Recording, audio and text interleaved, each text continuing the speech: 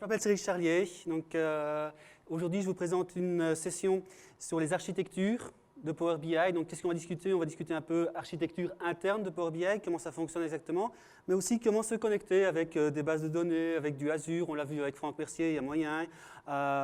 Qu'est-ce que c'est tous ces refresh? Est-ce qu'on peut faire du refresh? Est-ce qu'on peut être vraiment en live, faire directement du direct query? Ça veut dire quoi, direct query? Qu'est-ce qu'on entend par là et tout ça? C'est un peu le but de la session.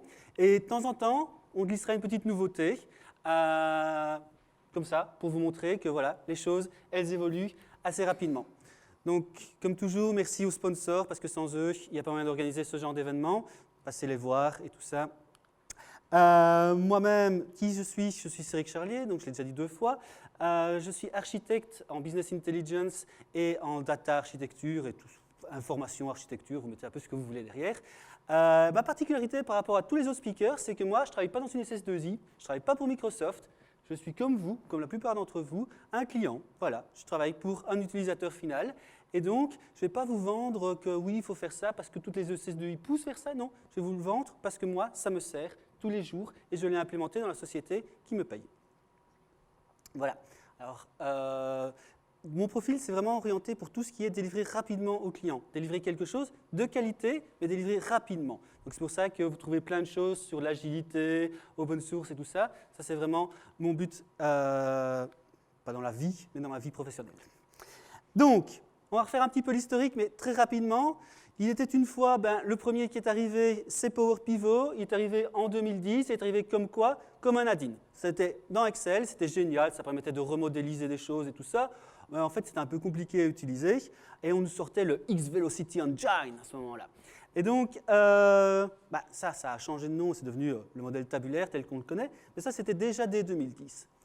2 ans plus tard, on nous sortait Power View. Ah, c'était la révolution, Power View. On allait faire des beaux graphiques avec ça. Tous les managers allaient être contents. Mais c'était toujours un add-in. Aussi Excel, on continuait dans la même lignée. Petite remarque sur Power View, il utilisait Silverlight. Et à ce moment-là, Silverlight, c'était hype. 1 an plus tard, on nous donnait Power Query. Alors là, c'était vraiment le moment, moi c'est le moment que j'ai préféré parce que c'était vraiment l'ETL de poche, toujours comme un add-in, mais c'était vraiment l'ETL de poche qui me permettait de faire les petites modifications que je voulais dans mes fichiers. Et finalement, on nous a sorti Power Map. Alors là, Power Map, c'était super pour faire des super présentations. Dans la vie réelle, ça ne servait à rien du tout, mais c'était très joli. C'était toujours un add-in, c'était des visualisations géographiques. Si vous avez utilisé ça dans votre entreprise et que vraiment ça servait à quelque chose, dites-le moi parce que je n'ai jamais réussi à utiliser ça d'une façon un petit peu structurée. Et donc, Microsoft nous avait packagé tout ça, il avait rajouté un petit peu de SharePoint parce que ça manquait, et il nous avait appelé ça Power BI V1. Voilà, c'était ça la Power BI V1. Et cette Power BI V1, elle avait quand même quelques petites erreurs, des petites erreurs de jeunesse. Il y avait une intégration qui était très forte avec Excel, et on a poussé vers Excel 2013 qui venait de sortir, Office 365, et je te mets encore du SharePoint, et tu payes toutes les licences. Et ça a fortement bloqué les gens. Il y a peu de personnes qui sont allées vraiment faire du Power BI V1. En plus, il y avait Power View, Silverlight. Silverlight, on sentait bien que c'était la fin de vie, et donc c'était difficile de faire passer les gens au niveau Power BI V1. Donc, après cette première tentative, Microsoft n'a pas abandonné, parce qu'il y avait énormément de bonnes idées, mais c'était plutôt la cohésion entre les idées parfois qui manquait.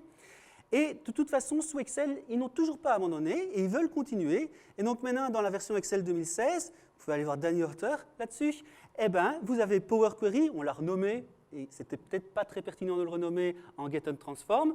Et puis on a toujours mis Power Pivot et on a toujours Power Map. Par contre, Power View, vous devez l'activer vous-même. Donc on sent bien que lui, tout doucement, on le pousse vers la sortie. Et en même temps que ça, ils ont sorti Power BI V2. Alors Power BI V2, il ne se positionne plus du tout comme un add-in Excel, il se positionne comme le service d'analyse décisionnelle. Un outil qui vous permet de faire de l'analyse décisionnelle. Le point important, c'est qu'il est à la fois cloud et on-premise. Donc, comme l'a dit tout à l'heure Gala, c'est une suite, c'est plus vraiment un add-in, plus du SharePoint qui est aussi un add-in. Non, on a vraiment une suite qui a son propre trajet, son propre corps au sein de l'écosystème. Quels sont vraiment les 5 points clés de ce Power BI, V2 ou V1, parce qu'on a repris les mêmes, on a repris ce qui marchait, c'est des visualisations efficaces. On n'est pas en train de vous vendre de la méga visualisation, non, chaque fois ça doit être efficace. Une prise en main super facile. Alors ça, c'est vraiment quelque chose de génial. Moi, je fais des choses très très compliquées, j'ai des cubes avec 280 mesures coupes, mais je fais du Power BI un jour sur 2. Et donc, on a vraiment Power BI. Ce qui est vraiment super dans cet outil, c'est qu'à la fois, il y a des gens qui n'ont pas une grande expérience de la BI, qui peuvent le prendre en main et arriver à faire leurs petits trucs, je veux dire en style hobbyiste, et ils arrivent à de super résultats. Et à la fois, il y a des purs professionnels, eux, ils sont aussi capables de l'utiliser, et ils donnent aussi les mêmes super résultats, avec des fonctionnalités beaucoup plus avancées, des choses un peu plus tricky, il y a le langage M et tout ça, et c'est vraiment quelque chose d'impressionnant, c'est qu'on est capable d'être sur les deux niveaux. Donc, toujours un point aussi, c'est, comme l'a dit tout à l'heure Jean-Pierre dans la roadmap, vous ne faites pas du Power BI pour imprimer après sur votre page de papier. Non, ce n'est pas ça le Power BI. Power BI, c'est vraiment interagir avec les données. Il ne faut pas essayer d'imprimer du Power BI, n'essayez pas. Alors, on a les 3 expériences, desktop, web, mobile. Donc, ça vous permet de travailler sur votre desktop, un truc qu'on a plus l'habitude de faire. Le web, ça permet d'avoir vraiment un grand public. Et le mobile, ça permet d'avoir les managers. Mise à disposition des nouveautés rapidement. Ça, c'est vraiment la grosse nouveauté. Il faut savoir, on le verra, on a des nouveautés chaque semaine. Il y a des choses qu'on va voir aujourd'hui, ça a moins d'une semaine. Donc, je fais mes slides à la dernière minute. C'est ce qu'on peut en conclure. L'architecture de produit. Alors ça, c'est vraiment le gros changement. Donc, Power BI Desktop, c'est notre premier outil. C'est ce que vous allez travailler quotidiennement. Alors, tout ce que vous pouvez faire avec Power Desktop, vous verrez que vous pourrez aussi le faire avec Power BI Service. On y reviendra plus tard. Mais qu'est-ce que c'est Power BI Desktop? C'est l'outil que j'ai utilisé tout à l'heure. Donc, c'est un client, 60 mégas, vous le téléchargez, il s'installe, pas besoin d'autre chose, donc pas besoin d'Excel, pas besoin de SharePoint, rien du tout. Vous l'installez, vous pouvez utiliser. Ça reprend quoi? Ça reprend l'idée de Power Query, donc des tables, on l'a vu tout à l'heure, on a tout à fait les mêmes fonctionnalités qu'en Power Query. Ça reprend aussi le niveau Power Pivot, donc toutes les relations, j'ajoute des mesures, j'ajoute des colonnes. Et là, il y a des nouveautés, il y a maintenant des calculated columns et tout ça, des calculated tables. Et ça reprend aussi l'aspect visualisation, donc vous pouvez créer vos visualisations à partir de cet outil. Power BI Service ou powerbi.com, les noms aussi, c'est quoi? C'est la même chose en web. Donc tout ce que vous pouvez faire via Power BI Desktop, vous pouvez aussi le faire via cet outil. Il y a juste que c'est du web, donc c'est un petit peu moins user-friendly. Mais ça vous permet vraiment de pouvoir aussi travailler sur vos visualisations, donc les rapports, tels qu'on les appelle, donc une série de visualisations qui interagissent entre elles, et sur vos dashboards. Donc ça, c'est plus du statique, je vois directement ce qui se passe. Et enfin, Power BI Mobile, c'est la troisième grande partie des produits. Donc Power BI Mobile, là on est sur du iPad, du iPhone, de l'Android, tout ce que vous voulez, tout ce qui est mobile. Et donc vous pouvez télécharger les applications et commencer à interagir, faire du share, mettre des petits smileys. Tout ça est à peu près disponible sur tout. On verra, ce n'est pas exactement les mêmes fonctionnalités qui sont disponibles sur l'iPhone que sur l'Android. Architecture de prix, c'est toujours intéressant de savoir vers quoi on s'engage. Et donc la très très bonne nouvelle, c'est que c'est gratuit pour Power BI Desktop. Donc vraiment Power BI Desktop, vous n'avez aucune licence Microsoft, à part Windows, vous êtes quand même obligé de l'avoir. Vous l'installez, c'est gratuit, vous vous connectez, vous faites tout sur votre PC, il n'y a pas besoin de payer 1 € pour ça. Power BI Mobile, c'est la même chose, vous pouvez prendre maintenant, vous allez sur l'Android Store, enfin le Google Play, et vous téléchargez, c'est gratuit. Power BI Service, c'est gratuit aussi. C'est gratuit jusque dans une certaine partie. Il y a certaines fonctionnalités, j'essaierai de les pointer tout à l'heure, qui ne sont pas gratuites, qui elles sont payantes. Et quand vous payez 9,99 $ par mois, par utilisateur. Et vous payez une fois et vous avez accès à tous les rapports. Donc s'il y a 50 personnes dans votre entreprise qui créent des rapports, qui utilisent des features qui sont payants, il faut payer une fois pour vous les 9,99 $. Mais vous payez aussi pour votre voisin. Voilà. Donc, en fait, ça reste très abordable. Ça a été un problème chez nous. Si on a 400 utilisateurs, ça nous fait autant par mois et tout ça. Et puis, en réfléchissant un petit peu, c'est pas si cher que ça. Il y a une grosse partie des rapports, tous ceux qui seront faits en fait par des personnes plus, je veux dire, hobbyistes, mais des analystes ou des choses comme ça, qui, eux, vous n'aurez pas besoin de ces features-là. Donc, il faut bien réfléchir aussi quand vous utilisez les autres features. Est-ce que vraiment j'en ai besoin? Est-ce que vraiment je gagne quelque chose à utiliser ce feature? Et donc, à ce moment-là, vous êtes payant. Vous pouvez avoir au sein de l'entreprise des gratuits et des payants qui s'entremêlent. Ce n'est pas un souci. Comme je l'ai dit, les nouveautés, elles s'enchaînent sur Power BI. Et les nouveautés ont un rythme d'une fois par mois. Donc, tous les mois, vous pouvez télécharger des nouvelles versions Power BI Mobile ou tous les mois, vous pouvez chercher des nouvelles versions Power BI Desktop. Alors, si vous voulez, pour Power BI Desktop, c'est toujours vers le 22-23 du mois. Hein. Un peu avant Noël, vous pourrez avoir la nouvelle version, comme ça vous pourrez jouer le jour de Noël, si vous n'avez vraiment rien de mieux à faire. Au niveau Power BI Service, on est toutes les semaines. Donc, toutes les semaines, il y a une nouvelle version. Ça fonctionne. Il y a juste hier où j'ai eu un petit problème dans mes répétitions, mais apparemment, ce n'était pas lié à ça. Mais donc, on a la nouvelle version toutes les semaines. On a des features aussi qui n'arriveront que plus tard sur la version Power BI Desktop. Donc, parfois, on peut faire des choses que via le web. Donc, ça, c'est vraiment très intéressant. Alors, c'est super parce que, comme l'a dit tout à l'heure Gala, il y a 171 nouveaux features depuis le 1er janvier. Il y en a 30 toutes les semaines. Et je dirais que le rythme, il augmente. C'est de plus en plus impressionnant ce qu'on voit. Donc, il y a des choses qui sont derrière du côté Microsoft. Alors, quand on comprend mieux comment ça fonctionne, ben, c'est normal, puisque derrière, ils utilisent le Tabular Engine. Donc, chaque fois qu'ils sortent quelque chose de nouveau sur le Tabular Engine, hop, on l'a déjà. Ils utilisent des trucs plus comme Power Query. Donc, s'il y a une nouveauté, hop, on la prend tout de suite. Ils travaillent sur leur propre visualisation. Donc là, hop, on les a tout de suite. Ils travaillent beaucoup avec des cycles très courts et ils ont encore des choses dans le pipe. Donc, l'API va encore être améliorée et tout ça. Donc, franchement, de ce côté-là, il y a encore beaucoup à venir et ça arrive très vite. Comment ça fonctionne, la partie interne de Power BI? Eh bien, il y a vraiment 3 grands composants que vous devez bien comprendre et qui font un petit peu tout le leitmotiv. C'est les datasets. Le premier, c'est les datasets. Alors, les datasets, c'est vraiment la couche de fond. Si je schématise par rapport à ce que vous avez pu voir sur Power Query, c'est quand vous avez réussi à loader dans le modèle, en fait. Donc, il y avait un load to model, pour ceux qui voient ce que c'est. Ou sinon, c'est en fait la table verte qui apparaissait dans Power Query, une fois que vous avez réussi à faire tous vos chargements et tout ça, plus la modélisation Power Pivot dessus. Donc, si vous recréez des mesures et tout ça, c'est dans cette partie dataset que vous pouvez y accéder. Au-dessus, on arrive directement avec la couche rapport. Les rapports sont obligés d'utiliser des données des datasets. Vous ne pouvez pas commencer à taper des choses directement dans le rapport. Ce n'est pas tout à fait vrai, on verra tout à l'heure qu'on peut le faire, mais la base, 99% du temps, c'est on passe par le dataset. Au-dessus des rapports, c'est le principe de dashboard, donc le dashboard beaucoup plus statique. Voilà. Ça, c'est vraiment quelque chose à bien retenir parce que tout est basé là-dessus. Quand vous lisez la doc Power BI, il faut bien connaître ça, sinon vous ne comprenez plus rien au bout d'un moment. Architecture interne aussi, elle propose vraiment 3 parties. Un UI, qui soit app ou web, donc la partie Power BI Desktop ou bien la partie Power BI Service. Un back-end, donc là c'est vraiment tabular, plus le moteur du langage M, plus toutes ces choses-là. Et une API aussi. Moi, je n'en parle pas beaucoup de l'API parce qu'il y en a qui vont en parler pendant 1 heure. Donc, je montre juste un petit quelque chose. Mais ça vous permet de connecter votre application que vous développez en .NET, en PHP, en Java, directement à Power BI. Et c'est dans les deux sens. Vous pouvez fournir des données à Power BI ou Power BI peut vous fournir des rapports. Architecture globale. Alors là, c'est le méga slide que vous avez peut-être déjà vu 15 fois et où personne ne comprend rien, mais c'est ma version, donc elle est recolorisée en rouge et tout ça.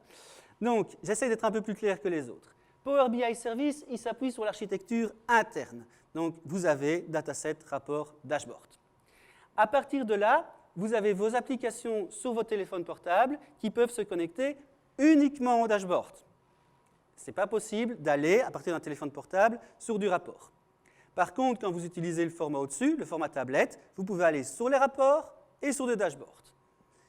Même chose sur votre ordinateur si vous voulez utiliser le client pour visualiser. Finalement, l'expérience web, là vous pouvez vous connecter au dataset, remodeler, refaire des rapports à partir de l'expérience web et directement aussi au rapport et au dashboard. Alors, on-premise, je peux avoir mes bases de données. Alors, que ce soit une base de données normale, que ce soit un fichier Excel, que ce soit du SSAS, un fichier tabular, un super fichier TSV, tout ce que vous voulez, ça c'est on-premise et vous pouvez accéder avec Power BI Desktop. Si vous voulez, vous pouvez uniquement vous limiter à ça. Si votre politique d'entreprise est no cloud, eh bien vous vous limitez à ça. C'est plus difficile d'échanger avec vos collègues, il faut envoyer le fichier PBX, ce n'est pas nécessairement amusant, mais il y a moyen et vous pouvez faire vos propres analyses. Donc vous n'êtes pas obligé d'utiliser la partie cloud. Power BI Desktop, donc ce qu'on va faire, c'est une fois qu'on a fini de travailler sur son Power BI Desktop, on va prendre le fichier PBX et on va généralement l'envoyer au niveau du cloud. C'est le publish que j'ai fait tout à l'heure. le Power BI Desktop ici va reprendre les informations et va vous afficher dataset rapport et également dashboard si vous voulez. Donc ça, il faut les construire à partir de là. Où ça devient plus marrant, c'est comment on peut synchroniser. D'ailleurs, on va discuter là-dessus la prochaine demi-heure. C'est comment je peux arriver à synchroniser. Parce que généralement, c'est le problème. Je n'ai pas envie tous les jours, moi, d'appuyer sur le bouton Publish parce que j'ai rafraîchi les données dans mon Power BI Desktop. Donc, la première façon, c'est avec OneDrive. OneDrive permet de rafraîchir les données. Donc, vous mettez votre fichier CSV, votre fichier Excel, et hop, directement, vos données vont être importées au niveau du dataset.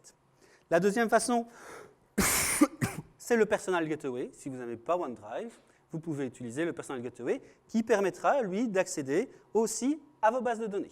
Donc, SSAS, DB, tout ça, vous accédez à vos bases de données et hop, vous pouvez renvoyer ça vers vos datasets.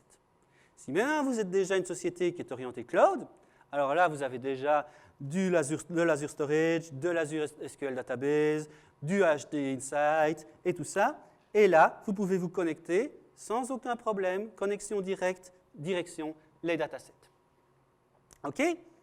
Je sais que c'est très difficile comme slide, ça paraît comme ça facile, ça l'est nettement moins après, on va le voir dans les démos.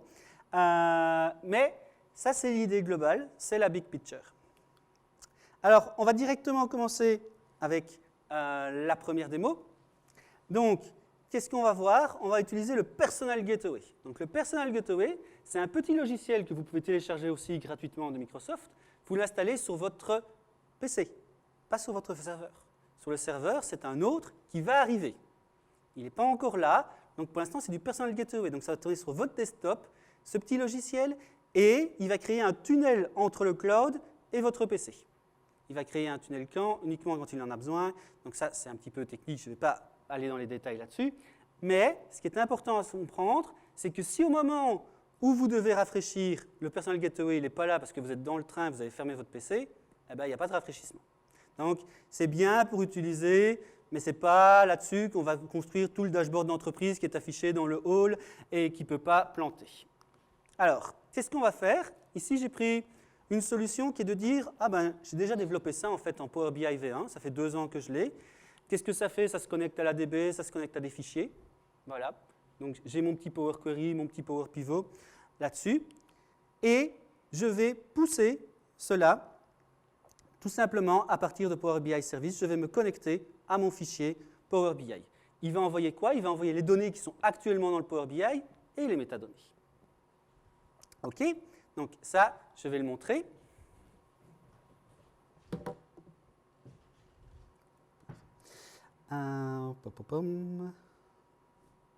OK.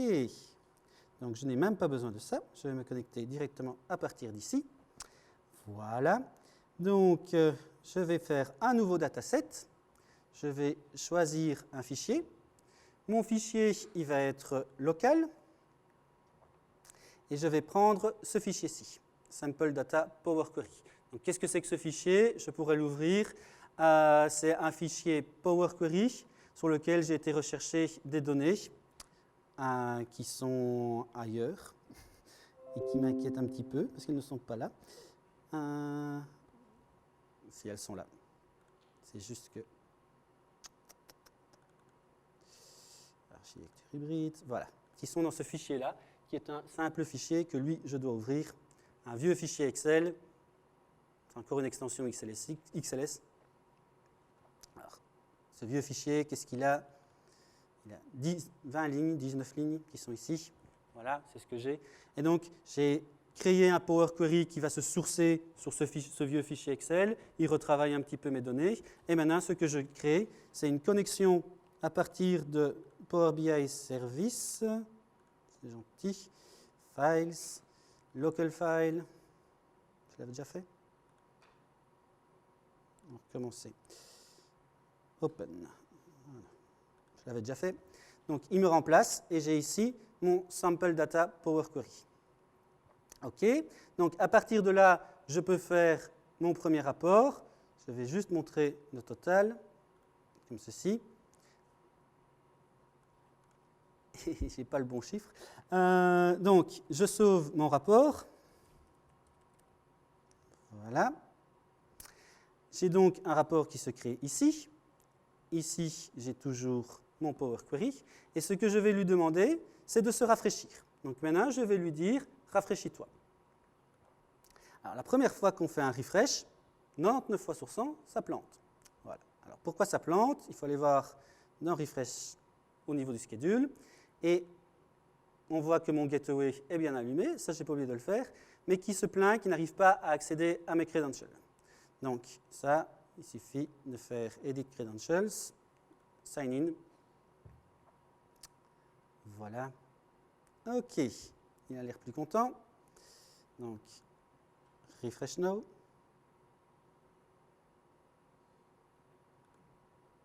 Voilà. Et donc ici, on voit une petite icône qui me dit « Je suis en train de rafraîchir » et il va rafraîchir.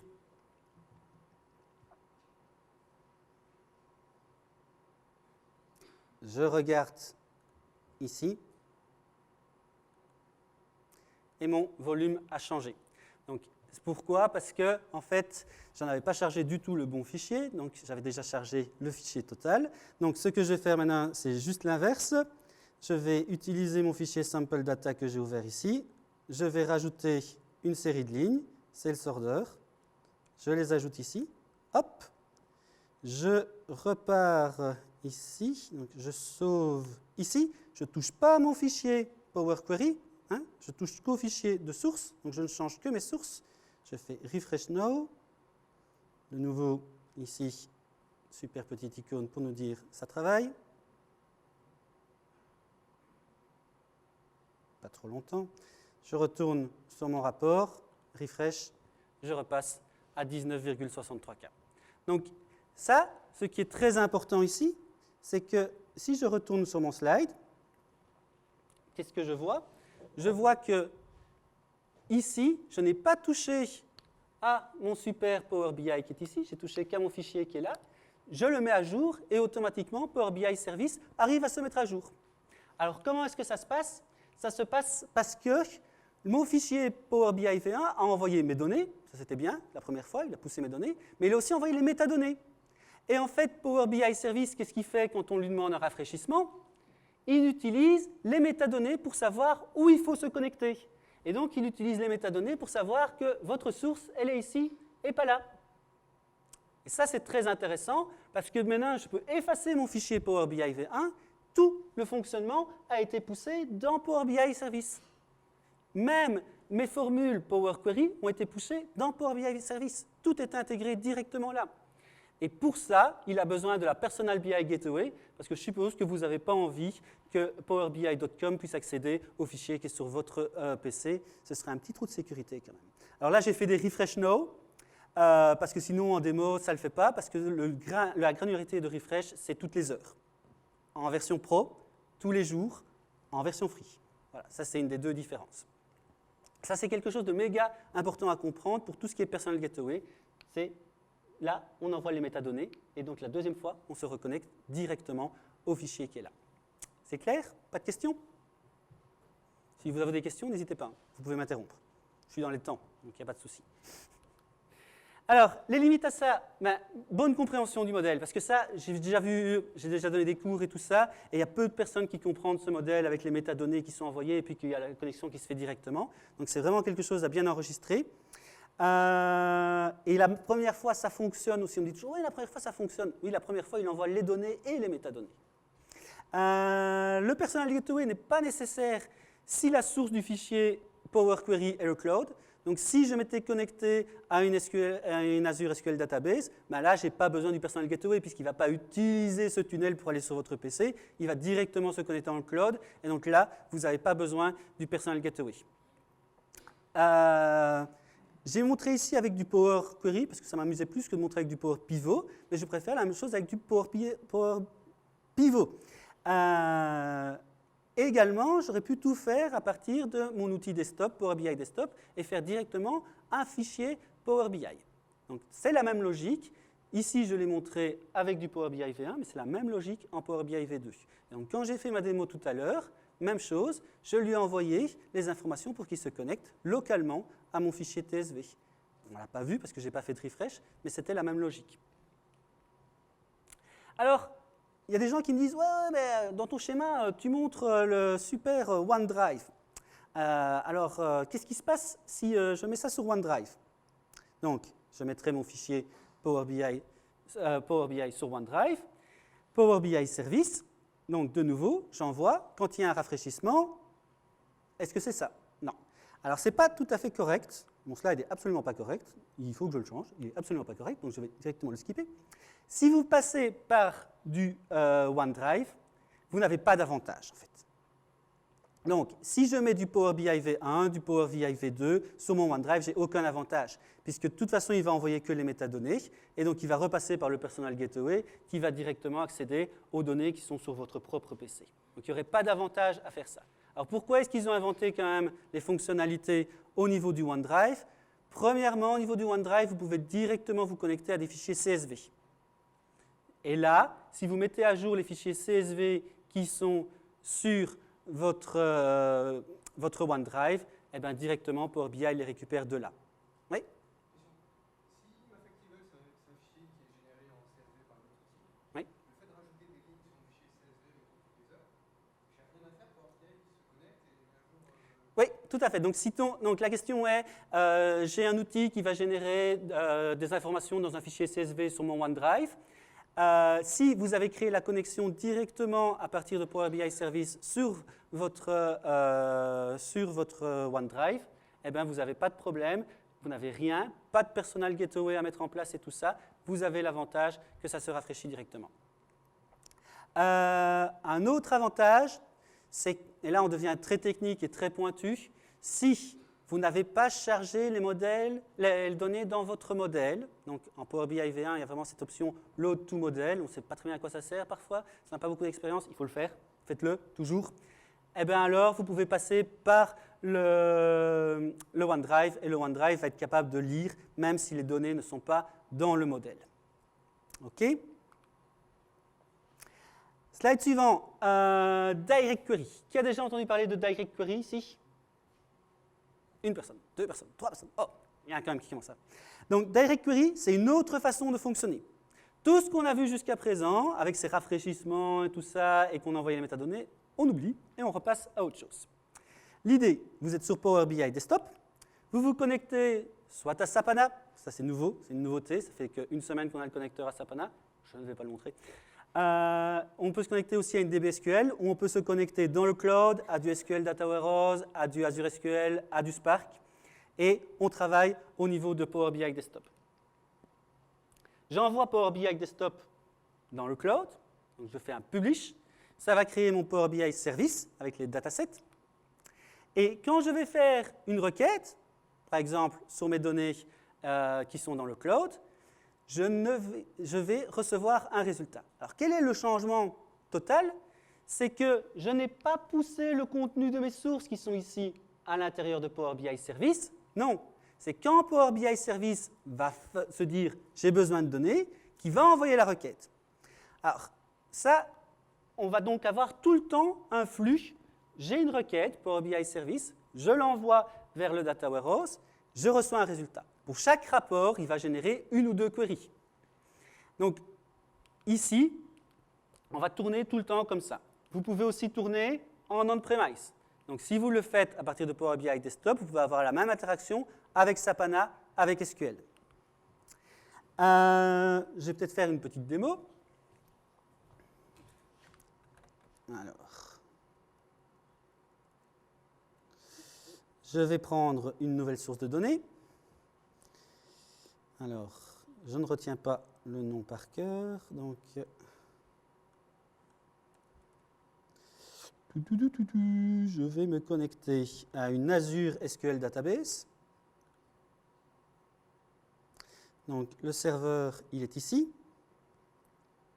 OK, le nom de ma table, elle est ici. Je vais faire un truc en background parce que sinon, ça n'en a pas les heures. Voilà. Je me connecte.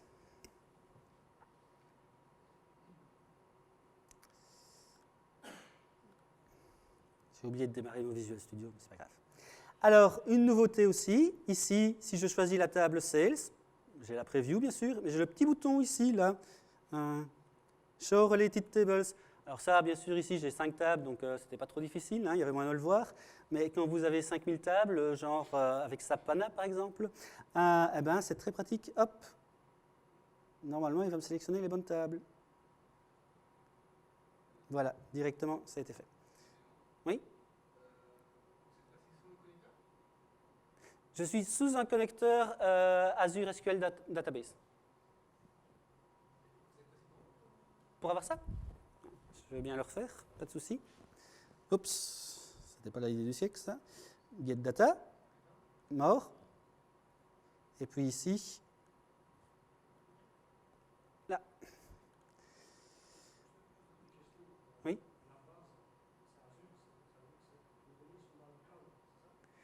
Ici, dans l'expérience que je vais prendre, oui, les données sont dans le cloud. Donc, c'est pour éviter de repasser par le personal gateway et tout ça.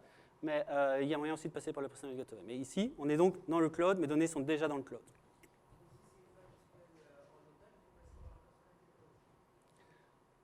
Oui.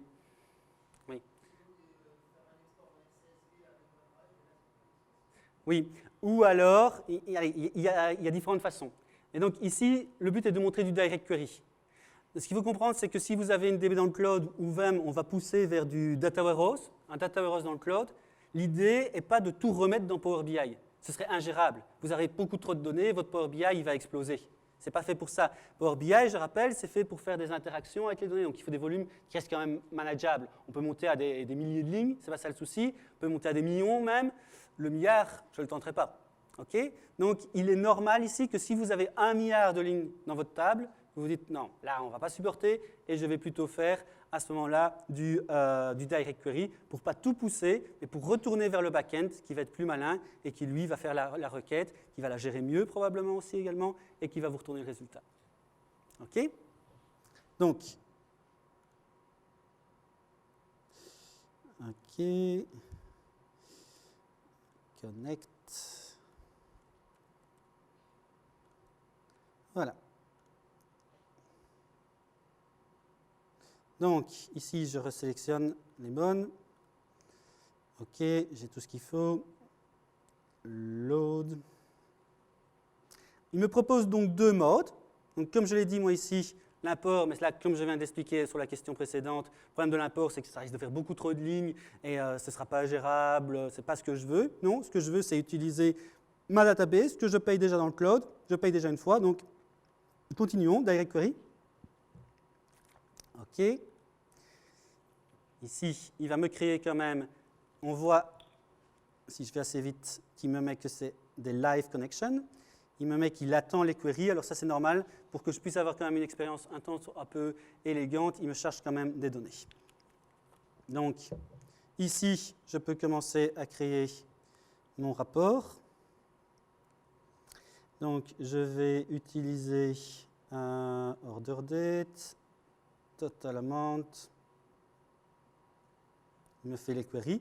Donc, je vois ici que j'ai quand même des montants qui sont non négligeables. Je vois, mais ce n'est pas ce que je voulais.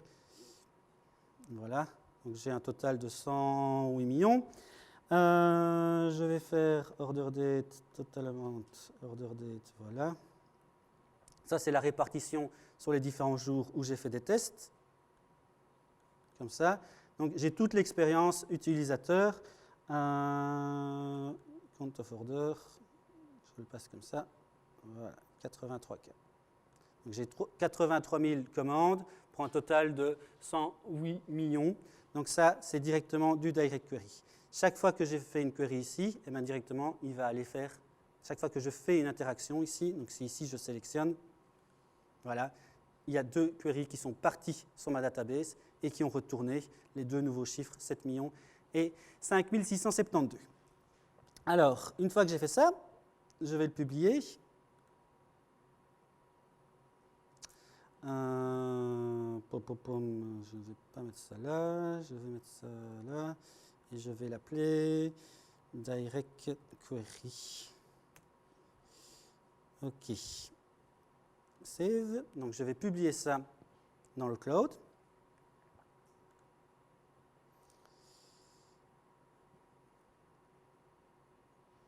Il n'a pas fini.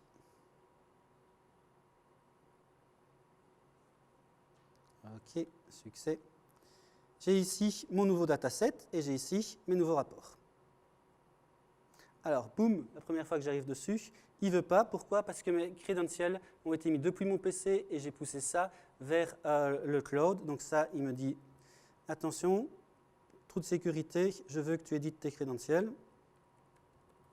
Donc là, je me connecte, je donne mes credentials de ma base de données. Voilà, il est content. Direct query. Voilà, j'ai mes montants qui se mettent à jour ici. Alors, ce que je vais faire avec le petit développement que j'ai ici, je dois juste regarder qu'il est sur le bon. Voilà. Ici, je vais pousser des lignes, en fait. Maintenant, une fois que mon petit programme ici a démarré, hop, j'ai des nouveaux qui se mettent en route. Donc, je crée des nouvelles commandes sur ma DB qui sont ici. Et qu'est-ce que je vois? Je peux vous jurer qu'il y a des nouvelles lignes sur la DB. Ça ne bouge pas. C'est statique. Oui, c'est du direct query. Et donc, ce qui se passe, c'est que ça ne bougera que si vous lui demandez. Donc, si maintenant je fais du refresh, voilà, je vois qu'ici, en asynchrone, ça a commencé à se mettre à jour. Ici, si je sélectionne, à ce moment-là, j'ai les dernières valeurs. OK, comme ça, comme ça. Voilà. Donc, j'ai un très bon retour parce que quand même, ici, mes queries ne sont pas très lourdes, donc je peux continuer à faire de l'interactivité. Et ça ne se refresh que quand vous interagissez avec. Donc, il ne faut pas espérer pouvoir montrer ça, le mettre sur un beau dashboard et dire « Ouais, regardez, c'est du live ». Non, c'est du direct query. Donc, à chaque interaction, il va y avoir un retour vers le serveur, il va vous donner les bonnes données. Et si vous n'interagissez pas, ça ne se rafraîchit pas. Alors, ce que je viens de dire est partiellement faux, parce que si vous créez un tiles à partir de ça, il va se rafraîchir tous les quarts d'heure. Donc, je vais le mettre sur un nouveau. Je vais l'appeler Toto, parce que je ne suis pas très inspiré. Voilà. Donc, ici, mon tiles 11K. On viendra revoir à la fin s'il est sur autre chose que sur 11K pour voir si, effectivement, ça se rafraîchit bien tous les quarts d'heure. OK? Donc, quelles sont les remarques sur Direct Query? Ben, comme je viens de dire, ce n'est pas rafraîchi en temps réel, les tiles, donc les tuiles tous les quarts d'heure. Direct Query, attention, là j'ai beaucoup plus de mal à le montrer, mais il y a un cache. Donc c'est super parce que quand vous recliquez, il ne va pas refaire la query qu'il vient de faire il y a 2 secondes, mais ça peut poser des problèmes visuels parce que certains tuiles vont être rafraîchis, d'autres pas. Et donc à certains moments, vous pouvez avoir un phénomène où vous dites « mais ce n'est pas correct ce que je vois ». Donc ce cache, il est vraiment super, mais si vous avez vraiment beaucoup de dynamicité au niveau de vos données, donc ça c'est un problème que je voyais quand j'avais tronqué ma database et que je recommençais par exemple, beaucoup de dynamicité au niveau des données, tous mes charts bougeaient comme ça, et donc là vous avez quand même un petit problème avec le cache, c'est que ça ne donne pas nécessairement ce que vous avez envie de voir. Direct Query c'est super, mais on perd une partie des fonctionnalités de Power BI puisque toutes les données doivent venir de la même database. Vous n'êtes pas capable de créer des mesures, des colonnes, des tables calculées, donc toute l'interactivité Power Pivot, vous ne l'avez pas en fait. Donc vous restez très fort avec quelque chose d'assez brut. Vous êtes vraiment connecté à votre schéma de base de données et tout ça. Et vous avez un gros gain s'il y a des énormes volumes. C'est pour ça que Direct Query est fait pour les gros volumes de données où vous voulez utiliser du Power BI. OK ? Parfaitement dans les temps. On va passer à autre chose. Je le laisse tourner en arrière-plan. On va passer à du schedule refresh. Alors, quelle est la différence avec ce que je viens de faire? C'est que le schedule refresh, on va lui dire de rafraîchir. Et donc là, on va bien lui dire, il faut envoyer les données dans Power BI Desktop. Donc, l'idée est toujours la même. Je travaille avec mes DB qui sont en cloud, mais je travaille sur mon PC avec Power BI Desktop. J'envoie une fois mon fichier Power BI Desktop, ça crée Power BI Service, le dataset et tout ça. Et là, je vais avoir toutes les heures ou toutes les 24 heures, selon que je suis free ou que je suis pro, je vais avoir un rafraîchissement. Si vous voulez que ça rafraîchisse tous les jours à 6h45, il y a moyen, en fait. Vous lui dites à quelle heure il doit rafraîchir. Et vous pouvez lui donner jusqu'à 24 fois par jour. C'est comme ça que vous arrivez à descendre toutes les heures. Donc, l'expérience qu'on peut avoir vis-à-vis de ça, comme je suis bien dans les temps, je vais tenter de le montrer. Je vais créer un nouveau Power BI.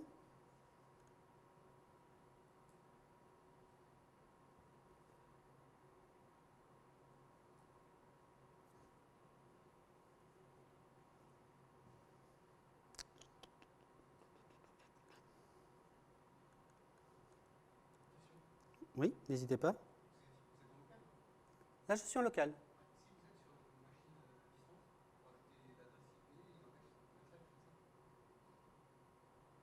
Pour faire quoi?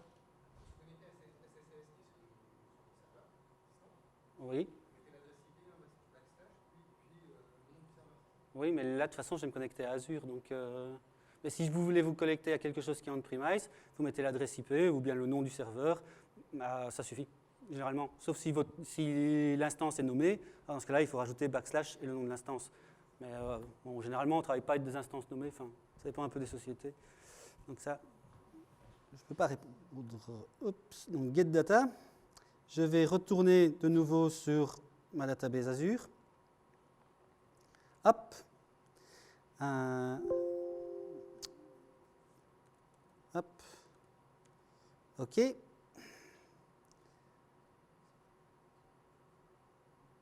Et donc là, je vais reprendre, cette fois-ci je vais prendre Sales. Je n'aurais pas dû cliquer là, je l'ai déjà montré. Voilà, Channel, géographie, product, je charge. Donc là, il va me reprendre bien toutes les données, puisqu'ici, je ne vais plus choisir le mode Direct Query, mais le mode import. Donc toutes mes données qui viennent de ma database dans le cloud vont être ramenées sur mon petit PC dans Power BI. Alors ça, bien sûr, il ne faut pas faire ça avec un SQL Data Warehouse, sinon vous êtes mort. Enfin, votre PC sera mort avant vous, donc ça ne pose pas trop de risques. Alors de nouveau, ici, je vais reprendre mon total amount. Je vais mettre un gros chiffre, comme ça. Alors ici, toujours dans les nouveautés, hein, tant qu'on y est, c'est très embêtant en fait, 113M, je ne sais pas qui a inventé ça chez Microsoft, mais ça ne sert jamais. Hein. Donc, data label, ici, auto. Vous pouvez le mettre en thousand, ça donne déjà quelque chose de mieux. On peut le mettre en millions, mais alors généralement, ouais, dans le sens, c'est vrai qu'on peut rajouter, voilà. Ça, c'est des petites nouveautés, c'est ça qui apparaît toutes les semaines ou tous les mois. On a ce genre de petits trucs en plus qu'avant on ne pouvait pas faire. Alors, c'est du 27 points, je vais nous le mettre aussi en 40 points, voilà. Ça, ce n'était pas faisable il y a un mois, maintenant ça l'est. Donc, je sauve. Je vais l'appeler import. OK. Je publie.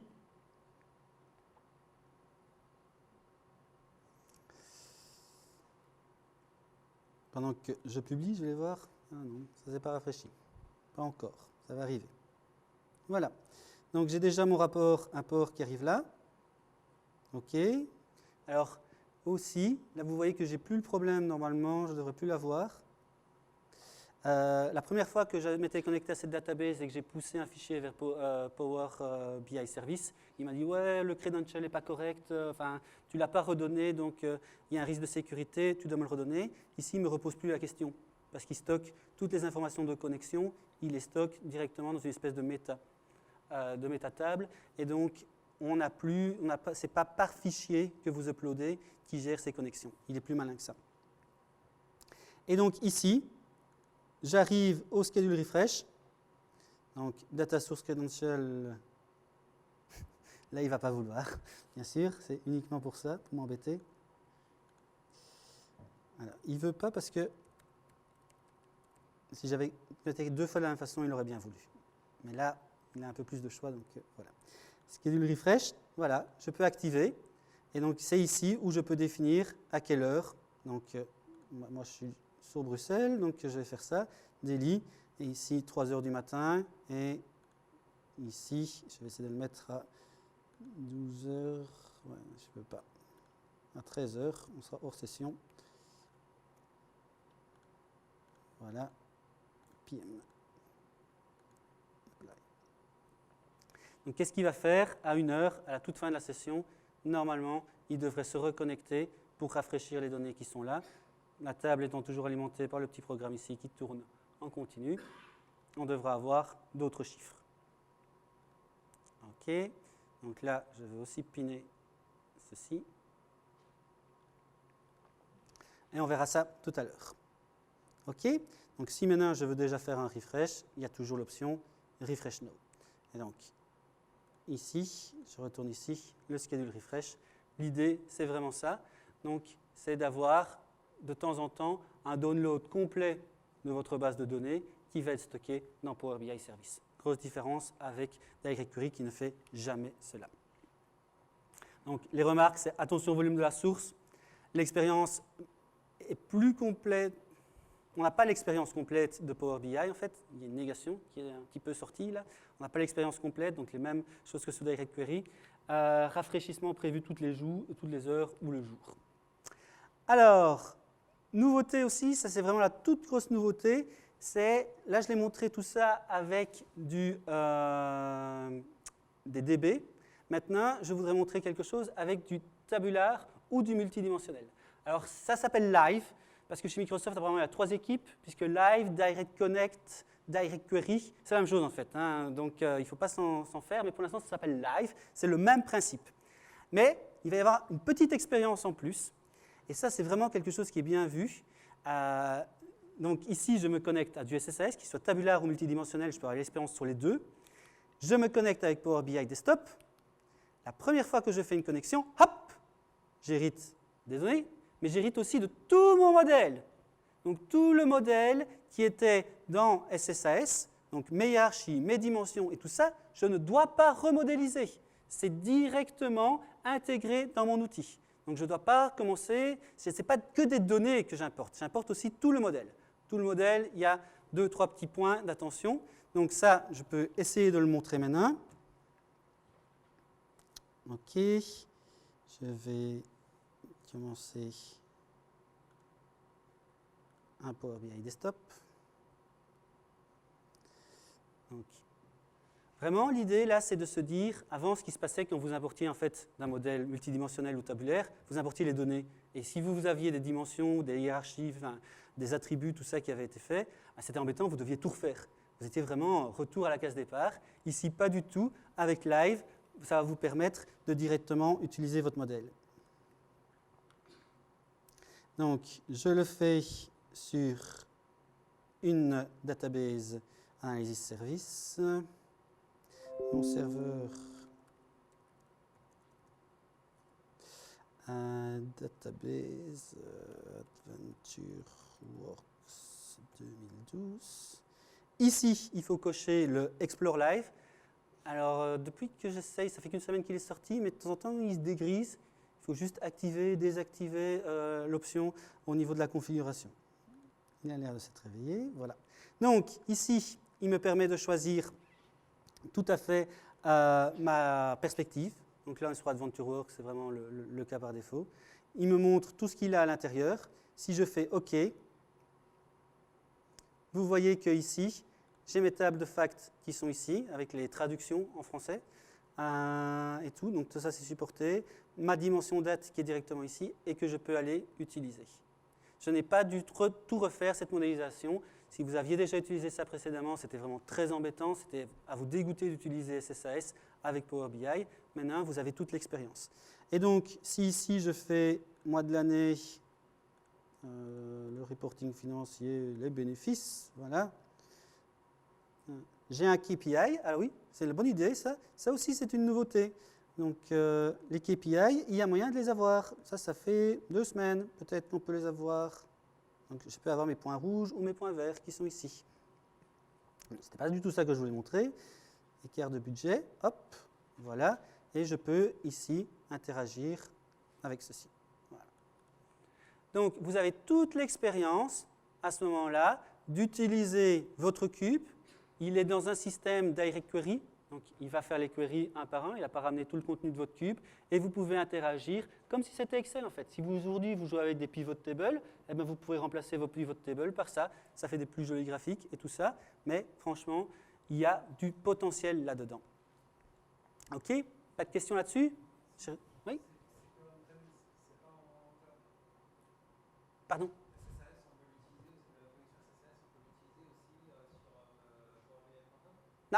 Ça, c'était les limitations. Donc, voilà. Donc, ici, j'ai ramené. Chaque fois, il y a des requêtes. Je dois rester sur le on-premise. Ça, c'est le problème à l'heure actuelle, c'est qu'il faut rester sur le on-premise. Mais on va voir tout de suite. Donc, oui. Non. C'est vraiment pour de l'intérêt. C'est vraiment pas découverte de données. Là, on est vraiment dans la découverte de données. Si vous êtes analyste de données, que vous voulez utiliser ça, vous avez besoin de visualisation, vous ne voulez plus utiliser Excel, ça peut vraiment servir. Mais comme je l'ai dit, il y a des releases toutes les semaines, et on va voir qu'il y a déjà l'idée que ça puisse être poussé. Donc, dans les remarques sur le SSAS, pas de mesure table, non, vous êtes sur du SSAS live. J'insiste parce que vous pouvez faire du SSAS import, et là, vous l'utilisez comme n'importe quelle autre source de données. Mais si vous faites du live, vous ne pouvez pas remodéliser au-dessus de la modélisation qui vous a été donnée par le cube. De toute façon, si vous faites ça, c'est qu'il y a un problème dans votre cube, et fixez votre cube. Il n'est pas possible d'aller dans le query editor, ça me semble un petit peu normal. Il n'y a pas de remodelage, donc c'est toujours l'idée. Où sont passées mes hiérarchies et display folder. Ouais, donc il y a 2-3 petites choses qui ne sont pas supportées par SSAS Live. C'est les hiérarchies, donc là il va vous les aplatir, il n'y a pas le choix. Et les display folders, pour l'instant, ce n'est pas encore supporté. Mais ça, c'est le genre de truc, dans un mois, c'est là. C'est juste un petit problème, ils ont des petits problèmes, ils vont les fixer, et on va voir ça. Comme monsieur a posé la question, non, pour le moment, je ne peux pas pousser mon Power BI, mon fichier PBX vers le cloud, je ne peux pas faire le publish parce que l'Enterprise Gateway, elle n'est pas encore disponible.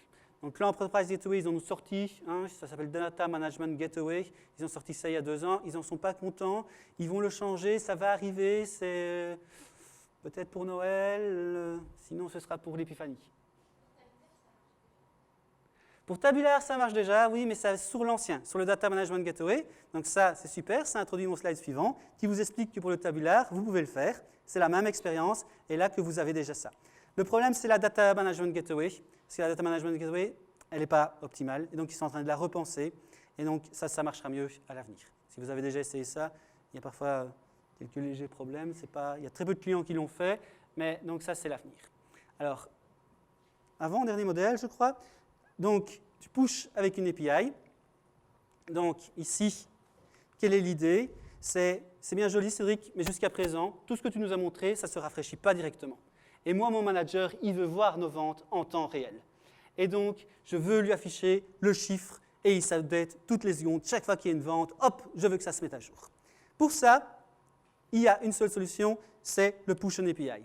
Et pour ça, j'ai besoin de faire du développement spécifique. Vous pouvez développer en ce que vous voulez, puisque vous allez vous mettre sur l'API. Et l'API, c'est une API REST. Et donc, que vous soyez en PHP, en .NET, en ce que vous voulez, vous pouvez attaquer cette API. Donc, ça va être un rafraîchissement continu. Donc, chaque fois que votre logiciel va recevoir une ligne, il va appeler l'API et il va la passer. D'accord? Vous pouvez le faire par batch aussi si vous voulez, mais vous pouvez l'appeler ligne par ligne. Vous pourriez imaginer d'inclure ça dans votre SSIS. À l'heure actuelle, il n'y a pas de composants natifs, mais si vous utilisez les script components, vous pouvez utiliser ça avec SSIS, qui pousse vers Power BI. Et donc, vous vous connectez à vos DB locales, à vos fichiers locaux, ou même au cloud si vous voulez. Mais bon, c'est plus généralement comme ça. Ça se passe au niveau du dataset. Donc, qu'est-ce que je vais faire? Je vais essayer de terminer ceci. Je vais arrêter cela. Je vais changer ma ligne. Donc, ici, je vais lui dire que mon logiciel ne va plus envoyer vers l'Azure Database, mais vers Power BI. J'espère que ça va fonctionner. Première chose qu'il me demande, c'est que mon logiciel se connecte. Je dois me connecter à mon compte Power BI. Attention, parce que si vous êtes comme moi et que vous avez 36 comptes, voilà. Boum. Il me l'a fait hier aussi, donc je crois que si je le relance une deuxième fois, ça va marcher. Sinon, il y a 2 experts qui vont faire toute une session sur l'API et qui vont vous montrer tout ce qu'on peut faire avec l'API. Donc, eux arriveront à le faire tourner. C'est bon.